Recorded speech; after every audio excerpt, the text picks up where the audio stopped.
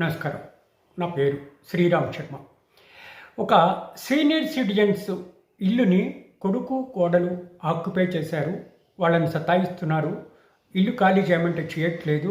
తక్షణమే ఖాళీ చేయాలి అని చెప్పేసి ఆ ఇద్దరు సీనియర్ సిటిజన్ ట్రిబ్యునల్లో కంప్లైంట్ ఇచ్చారు.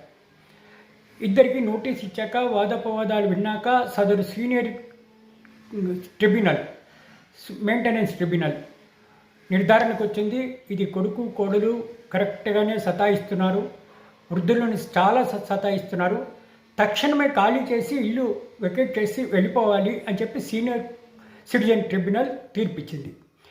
ఆ తీర్పుని ఛాలెంజ్ చేస్తూ బాంబే హైకోర్టులో కొడుకు కోడలు ఛాలెంజ్ చేశారు. మేమెందుకు వెళ్ళాలి, మేము ఆ కుటుంబ సభ్యులము కాబట్టి మేము ఉండేటట్టుగా కింద కోర్టు ఇచ్చిన ఆర్డర్ని సస్పెండ్ చేస్తూ స్టే ఇవ్వండి అంటే ఇది బాంబే హైకోర్టు ఇద్దరు జడ్జిల ధర్మాసనం జస్టిస్ గిరీష్ కుల్కర్ని, జస్టిస్ ఫిర్దౌస్ పూనివాలా ఇట్లా వాళ్ళ ఇంట్లో ఉంటూ వృద్ధ దంపతుల్ని మీరు వాళ్ళని సంతోషపరచకుండా వాళ్ళ తిండి తింటూ వాళ్ళ ఇంట్లో ఉంటూ వాళ్ళని సతాయించడం ఎంతవరకు భావ్యము?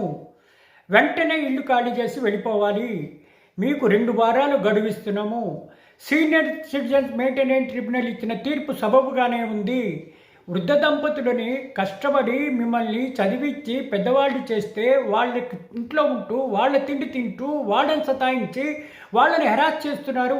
ఇది మీకు భావ్యం కాదు అని చెప్పేసి వాళ్ళు వేసిన పిటిషన్ డిస్మిస్ చేస్తూ తక్షణమే ఖాళీ చేసి వాళ్ళకి వెకేట్ పొజిషన్ ఇవ్వాలి అని చెప్పేసి ఆదేశాలు ఇవ్వడం జరిగింది. ఇట్లా సీనియర్ సిటిజన్స్ ట్రిబ్యునల్ ఇచ్చిన తీర్పు సబబుగానే ఉంది.